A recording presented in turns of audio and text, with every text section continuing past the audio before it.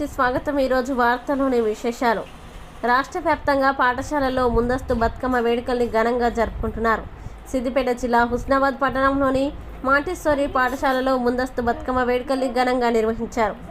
ఈ వేడుకల్లో విద్యార్థులు, ఉపాధ్యాయులు, తల్లిదండ్రులు పాల్గొన్నారు. బతుకమ్మ ఆటపాటలు, కోలాటాలు, నృత్యాలతో కోలాహలం చేశారు. తీరొక్క పువ్వులతో పేర్చిన బతుకమ్మలు అందరినీ ఆకట్టుకున్నాయి.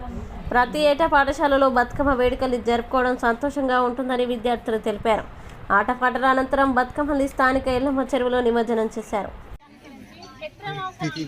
పూర్వీకులు అంటే మన వాళ్ళు గతించిన వాళ్ళకి ధర్మాన్ని అనుసరించి కొంచెం ఎంగిలి పాడి తినడం జరుగుతుంది. దానిని ఎంగిలి పూల బతుకమ్మగా మనం పిలుచుకుంటాం.